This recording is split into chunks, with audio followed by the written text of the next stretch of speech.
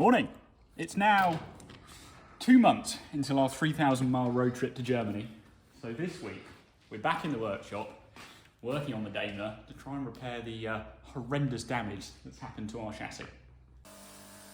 So the first task of the day was to get underneath the car with this absolute unit of a pressure washer and clean off some of the grit and grime that had built up over the years. Once we cleaned off 10 different forms of cancer from the bottom of our car, we then set to work on changing the rear diff. Right, so we're just changing to our new high ratio rear diff. Low ratio or high ratio? 288. It's lower ratio, isn't it? Well, we could just say we're taking the 354 out and putting in a 288, and then we don't need to pretend. We're changing to a different ratio rear diff. And we've come into a spot of bother.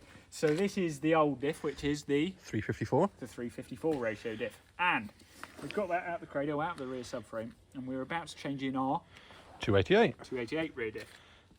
Now, Peter noticed with his keen eye that the input flanges were different. So we thought, that's probably not an issue, but the prop shaft man is going to be very angry if we tell him the flange has now changed. So what we thought we'd do is just swap them over. However, after breaking every one of my Chinese pullers, trying to get this little output flange off of this diff, we snuck this one on, and turns out it doesn't really fit.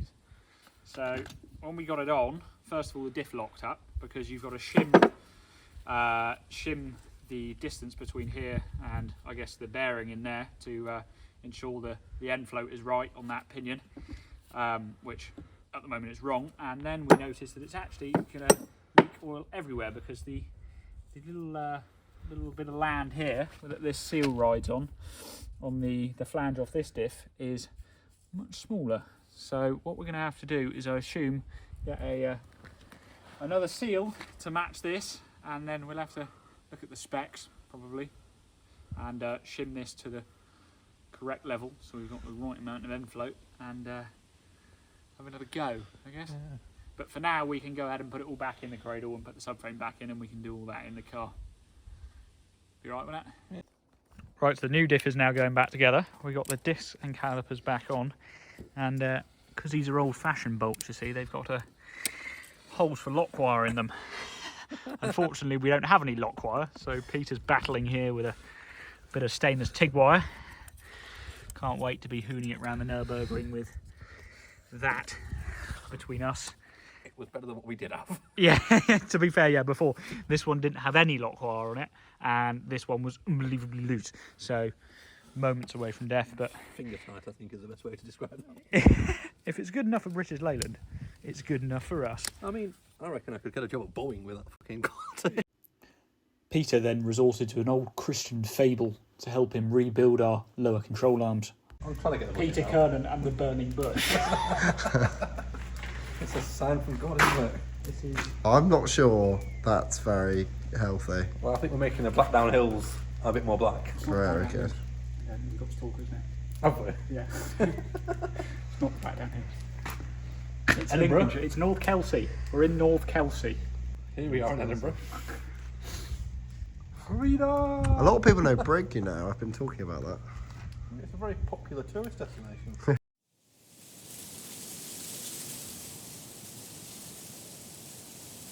It is. Right, what we're going to do is leave that one there. Why would you do that? Why would you put it on the oily wooden bit? Yeah. Because heat rises, the oil is Put it below on it. the metal bit. Why don't you just put it out? Put it on the fuel tank. Peter, you're giving me cancer right now. They are very stuck in there, those bushes, in all honesty. So Peter's been having a bit of a battle with the rear end here. As you can see, he's started to make up some new brake lines, but he's had a bit of a sense of humour failure, and he's now started drinking and setting fire to things. So we're going to leave him to that. George is over here prepping the engine for paint. He's what are you doing now, George? Removing the alternator. Oh, I see. Look at that. What a mechanic. So I'm currently draining the oil out of the sump. As you can see, we had to modify the sump, and I'm going to be honest, it is a little bit porous. So I'm going to take that off and weld around the inside of it. We've also got to put a new dipstick tube on and take off our old dipstick tube that was leaking everywhere, and then we can chuck some paint over the block and work on getting it back in. That's the other Cummins for the Land Rover over there. We're going to paint both of them at the same time. It's nothing quite like a fully trained engineer when you need to knock up something in the workshop.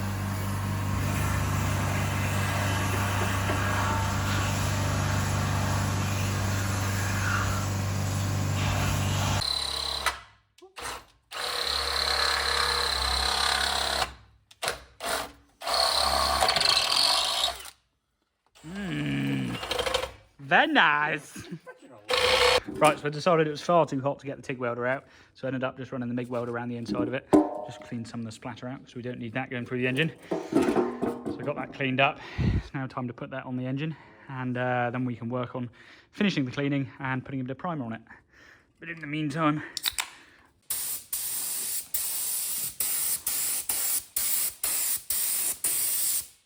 I like your technique. Get the socking. Give it a damn good socking.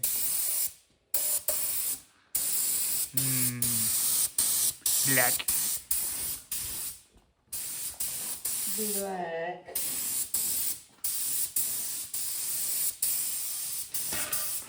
Alright, so it's a new day. We stayed up rather late last night. If you want to follow me over here, you can see me and Peter got our wonderful Cummins painted. Now, slight problem, we did run out of paint halfway through. That's okay, because there's enough on it, but once it's covered in oil, you'll never know. The rear end's all back together, so we've got some lovely new bushes in here. Can't wait to rip those straight out and put it back in. And job for today is to get on and repair our chassis. So I think we've got to cut some of this old crap out, and then I've got some 80 or 100mm flat here.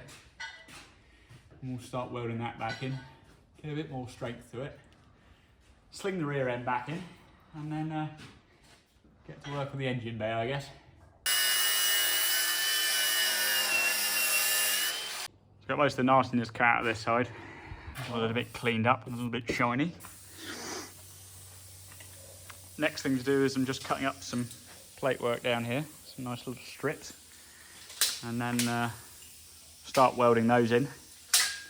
Get this side all built up, and move on to this side, which is looking just gorgeous.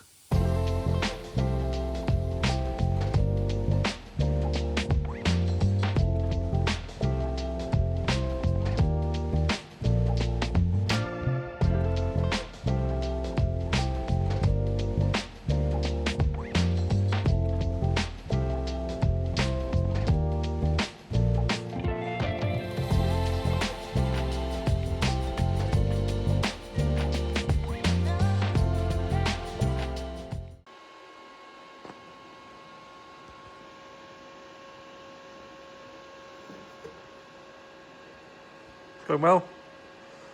Right. Alright, so Peter's here battling with our new flywheel. Look at that, no cracks in that one. Yet. Yet. And we got our new clutch here from Clutch Fix. This is our new diaphragm or clutch cover, all rather fancy looking. And we got our new friction disc here, which I believe isn't too much different to a standard one. I've now felled everything on the floor. Brilliant. And we got a new release bearing, and the flywheel comes with a pilot bearing already in it. Yeah. So, Peter, if you just want to hoof that up in there. Just like that. If you just want to... Come on. Come on. Oh, yeah. Right, oh my God. Now I'm stuck. Right, so big and strong. Big. It's too big. Oh, yeah. Right, so I've got that far. Right, so I think it's up to you. Did I have a screwdriver? Did I have a screwdriver? Or did I think? I think I thought about picking up a screwdriver. That's good, but that's the first step. There we go. Right, can you get the bolts in that?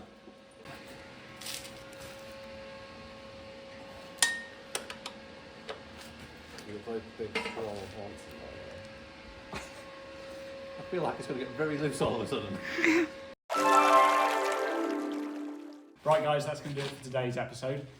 Our engine is all whacked together and it's pretty much ready to go back in the car. It's looking rather delightful, I must say. I'm not sure how long that's going to last because we didn't do the most prep work, but that's all right. The fuel tank's out. So that's partly because we need to repair the boot floor, but mainly because it is leaking. I think one of my welds on the bottom, not quite as watertight as it could have been. And our sight glass, unfortunately, I didn't really foresee the fact that it has a hole in the top of it. So if you fill the tank over half full, all your diesel falls out in the pub car park, apparently. So we're going to be putting a proper gauge in there, and we'll sort all that out next time. Peter's got the rear end all built back up, so that is pretty much ready to go in the car. We've decided we're actually going to use the smaller dry flange that came with our new diff, and we'll just get the prop shaft modified to suit, because that's all shimmed up and working. I don't really want to have to play with that on the other one. The fab work is coming along, so if you have a look on this side, I'd say that's all now pretty strong. We did have to cut quite a lot out, and there was maybe 5 or 6 layers of repairs on the inside of that, which does partly explain the failure. But when the back end's back in, I need to mount on the lower control arm mount that we got on that side, so I'll weld that on. And we didn't get it finished because it turns out there's actually quite a lot more rust in this car than we initially expected. So most of the boot floor is completely rotten, and I think at this point it's probably better to just chuck a new bit of steel in instead of patching it. We were going to try and fill in some of the holes because we don't want our clothes to get wet on a German Autobahn. But I think, yeah, at this point, instead of patching it, a new sheet would do it well. This side's also pretty damaged, as you can see. So we'll have to repair that sill, and it's all rotted out inside there. But that will all be on the next episode. Thanks for watching. I'll see you again next week.